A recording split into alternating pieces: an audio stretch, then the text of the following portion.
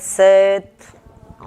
नवरात्रियों की चहल पहल में आप सभी पूरी तरह से व्यस्त हैं, है ना।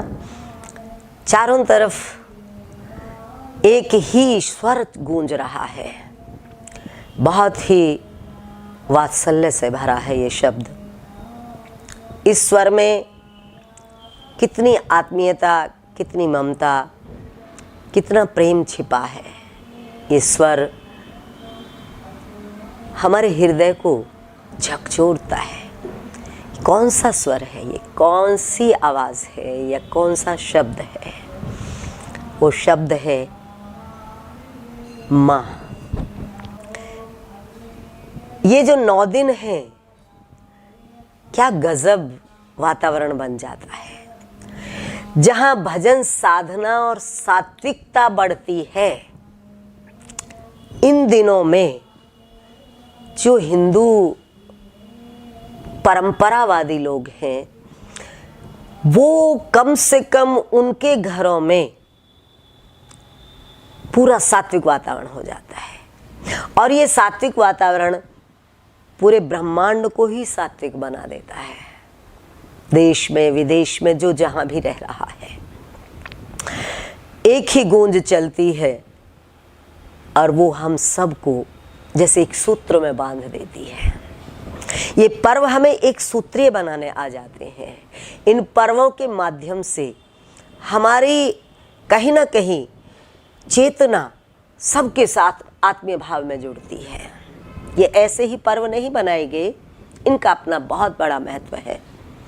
और क्योंकि हमारी संस्कृति में हमने दिल से जीना सीखा है, हमारा हर पर्व दिल से जुड़ा है, हमारी हर क्रिया दिल से जुड़ी है।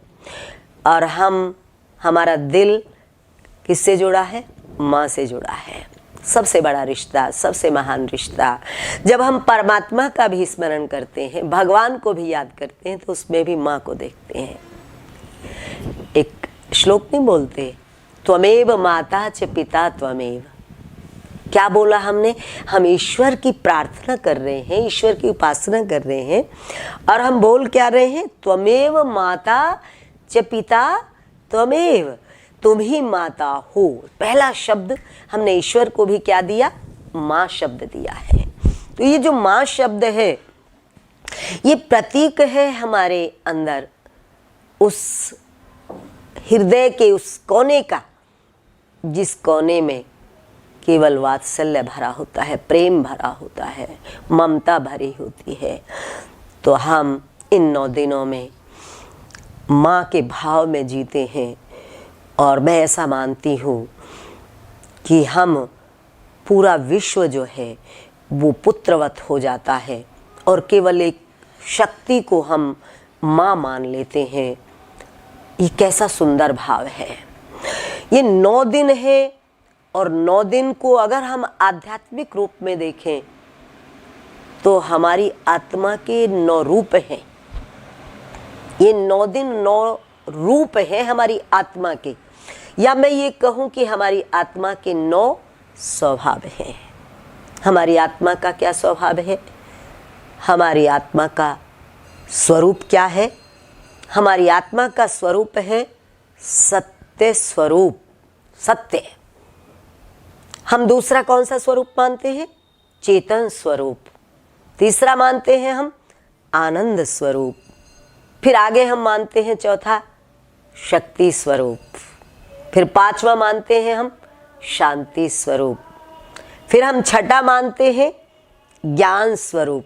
फिर हम 7वां मानते हैं प्रेम स्वरूप। फिर हम 8वां मानते हैं दिव्य स्वरूप।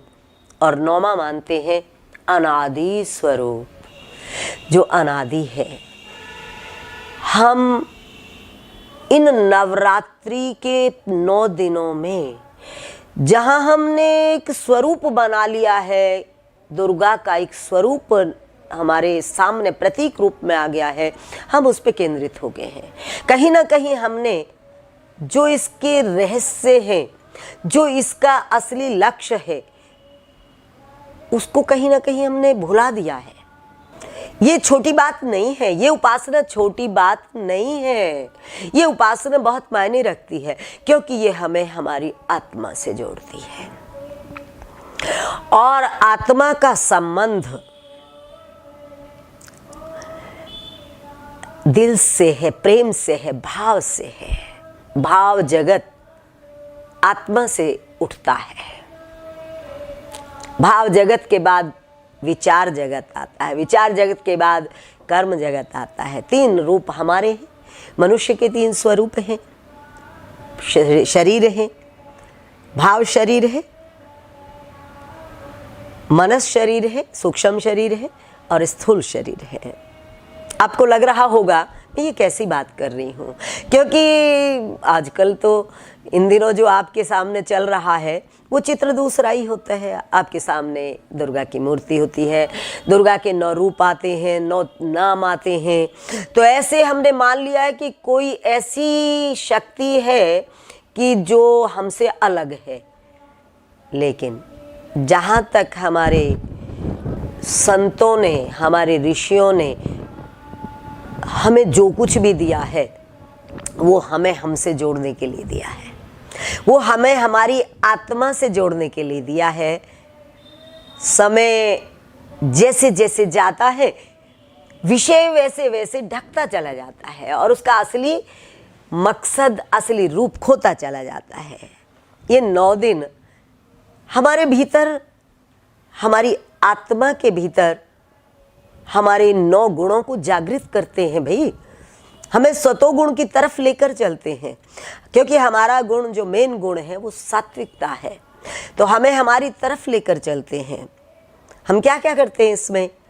हम इसमें ज्योत जलाते हैं, हम इसमें व्रत रखते हैं, हम इसमें जल कलश स्थापित करते हैं। 3 काम तो हमारे मुख्य हैं ही, 3 तो हम मुख्य मान के चले। हम इसमें व्रत रखते हैं, हम इसमें कलश की स्थापना करते हैं, हम इसमें ज्योत की स्थापना करते हैं। तो ये 3 कार्य क्या कह रहे हैं हमें? हमारे द्वारा होने वाले ये 3 कार्य एक प्रतीक है। सोच लो, समझ लो। आप करते आ रहे हैं ना, आपके नवरात्रे जिस दिशा में जा रहे हैं, समापन आ रहा है। और समापन होते होते इन दिनों में तो वैसे भी हम एक स्वरूप दीवार पर भी लगाते हैं। हमारे कुछ घरों में ऐसा होता है, कुछ स्थानों में, कुछ क्षेत्रों में ऐसा होता है। सांझी लगाई जाती है और उस सांझी एक स्वरूप लगाया जाता है। हम उस स्वरूप की पूजा करते हैं और 10वें दिन फिर उस स्वरूप को विस्थापित करके हम और एक जल में प्रवाह करते हैं उसका। तो बहुत सारे मकसद हैं, एक बार में पूरा होने वाला नहीं है। मैं इसके विषय में आपसे सूक्ष्म रूप में चर्चा करना चाहती हूँ कि आप इन 9 दिनों के पूरे होते होते आप अपने भीतर की शक्ति की तरफ केंद्रित हो जाएं। ये ज्योत बाहर जल रही है, इस ज्योत का बाहर जलने का मतलब है आंतरिक प्रकाश, क्योंकि आत्मा का स्वरूप ज्योति स्वरूप है।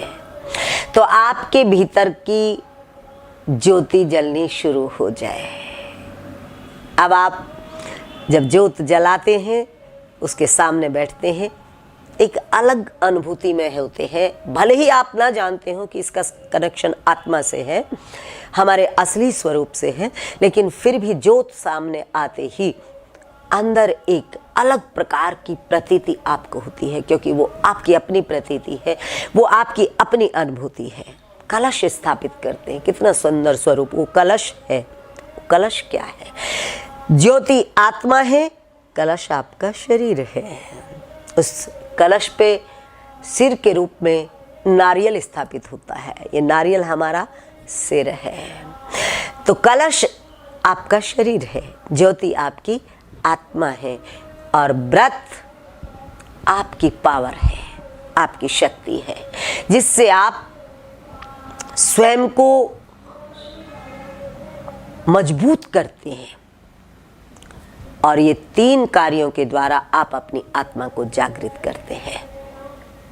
आत्मा को जागृत करते, आत्मिक शक्ति को बढ़ाते हैं और आपके भीतर प्रेम की शक्ति बढ़ती चली जाती है।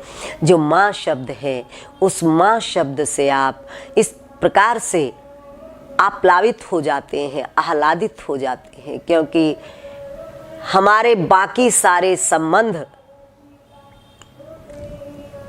बहुत दूर पड़ते हैं। हमारे जन्म का सीधा संबंध, धरती पे आने का सीधा संबंध, संसार में आने का सीधा संबंध एक ही आत्मा के साथ होता है, जिसे माँ कहते हैं।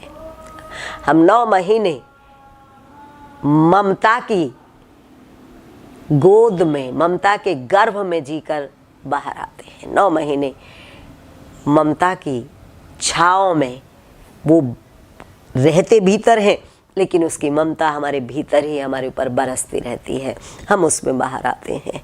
तो हमारा संबंध माँ के साथ मूलतः है।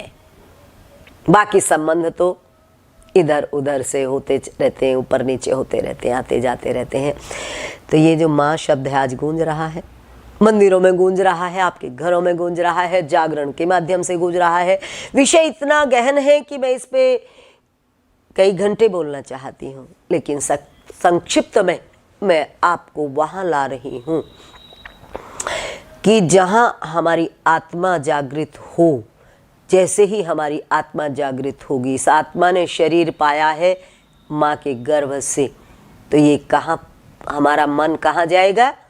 मंदिर की देवी से टकराकर, मंदिर की देवी के सामने दीपक जलाकर, मंदिर की देवी के सामने प्रसाद चढ़ाकर, बढ़िया बढ़िया भोग लगाकर जैसे ही आत्मा जागृत होगी, ये कहीं ना कहीं हमें हमारी अपनी जननी से जोड़ेगी। अगर हमारी अपनी माँ के प्रति पूरी आस्था नहीं है तो इन 9 दिनों में वो जागृत होगी। अगर नहीं जागृत हो रही है तो समझ लीजिए आपकी उपासना में कहीं ना कहीं भूल है। आपने 9 दिन के व्रत तो किए हैं, पर आपने व्रत के माध्यम से अपनी शक्ति को जगाया नहीं है। आपने 9 दिन ज्योत तो जलाई है, पर ज्योत के माध्यम से अपने ज्ञान को नहीं जगाया है आपने, क्योंकि आपकी अपनी माँ जिसने आपको इस धरती पर जन्म दिया है, सबसे पहली वो आपकी देवी है। और उस देवी के प्रति इन 9 दिनों में आपके मन में ऐसे भाव आ जाने चाहिए कि आप जहां उनको शीश झुकाते हैं वहीं शीश झुकाना शुरू कर दें। 9 दिन पूरे होते होते अपनी माँ के चरणों में सिर यदि आपका आ जाता है तो आपकी उपासना सफल हो जाती है। शेष चर्चा फिर करूँगी, लेकिन आज मेरी इस बात पर आप गौर करिए, कहीं उपासना में भूल तो नहीं हो रही, कहीं उपासना बाहर बाहर से ही तो नहीं चल रही। अगर बाहर बाहर से चल रही है तो कोई फर्क पड़ने वाला नहीं है। केवल आप खाना पीना छोड़े बैठे हैं या आप बाहर से ही जोत जला रहे हैं, बाहर से ही आरती कर रहे हैं, तो आपकी आत्मा मजबूत होने वाली नहीं है। अगर आप इसको हृदय से कर रहे हैं तो सबसे पहला कार्य आपका यही होगा कि इन 9 दिनों में ये उपासना के साथ साथ आप अपनी माँ की उपासना शुरू कर देंगे। आप अपनी माँ के चरणों में सिर धरना शुरू कर देंगे। आप अपनी माँ को भोग लगा के खाना शुरू करेंगे, उसको खिलाएंगे, उसके बाद खुद खाएंगे। ऐसा आपका प्रतिदिन का नियम हो जाएगा। ये परिवर्तन इन 9 दिनों में यदि होता है तो आपके 9 दिन की उपासना सार्थक है, नहीं तो आप धक्के खाते फिर रहे हैं इधर उधर, आपने कुछ भी पाया नहीं है। इस पर्व का जो लाभ आपको मिलना चाहिए था आपको नहीं मिला है। तो देखिए, आप अपना विश्लेषण कीजिए, मेरे शब्दों का विश्लेषण कीजिए। मैंने जो कहा है वो बात यदि आपको लगता है कि सम्यक है, उचित है, तो उसको अपने भीतर जगह दीजिए, इन विचारों को जगह दीजिए। और इससे पहले कि ये नवरात्रि, इससे पहले कि आपकी जो दीवार पे लगी सांची है वो जल में जाए, उससे पहले अपने घर में जो माँ का स्वरूप है उस माँ के प्रति अपने भावों को अर्पित कर दीजिए। ओम तत्सत।